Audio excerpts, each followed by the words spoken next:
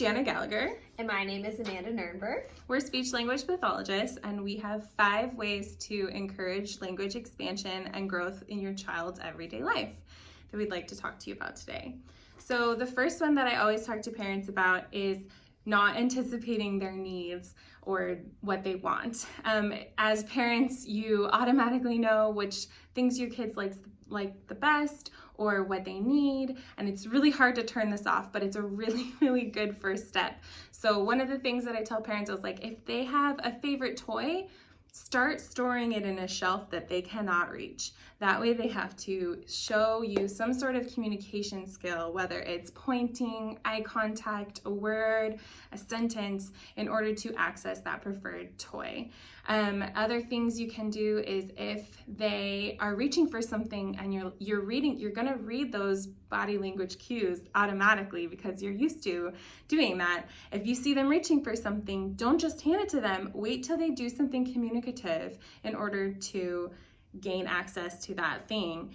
It can be really, really hard, but it's a very powerful tool to give your child more opportunities to use the language skills, communication skills that they are practicing in therapy. So the next thing we want to talk about is self-talk and parallel talk.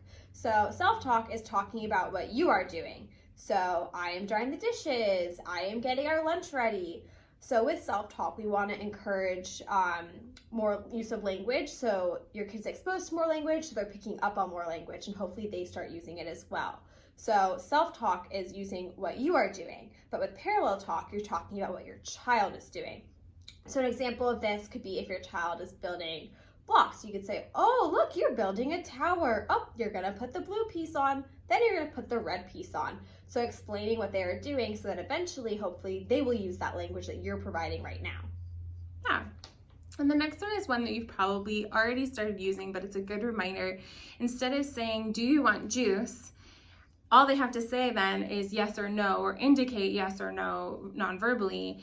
But if you say, do you want juice or do you want milk? And you give 2 choices, they can point to a specific one, they can use eye contact to indicate a specific one, or they can use a word or a sentence to indicate a specific answer, and not just be left to learning the words yes and no each time. So giving choices is a really, really good way to give them some more opportunities to practice longer phrases when communicating.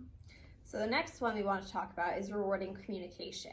So when your child communicates with you, you want them to know that they're doing something positive, and you want them to do it again. So you want to give some type of praise. It could be either a smile, it could be a good job, it could be a hug, a tickle, whatever they find rewarding, you want to use to encourage that they start using more communication in their everyday lives.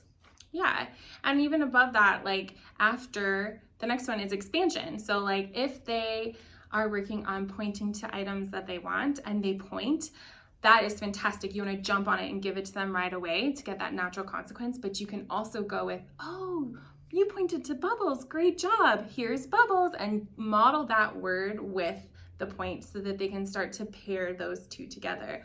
Or if they say bubbles, you say, yeah, more bubbles. And you've now given them an example of a phrase past just saying bubbles. They can say more bubbles, or I want bubbles. Or if they're already saying I want bubbles, you can say, mommy, I want bubbles, and then give it to them. And so you're modeling and expanding on what they said while validating their communicative action. So those are 5 ways to encourage language growth in your child's everyday activities. Thanks.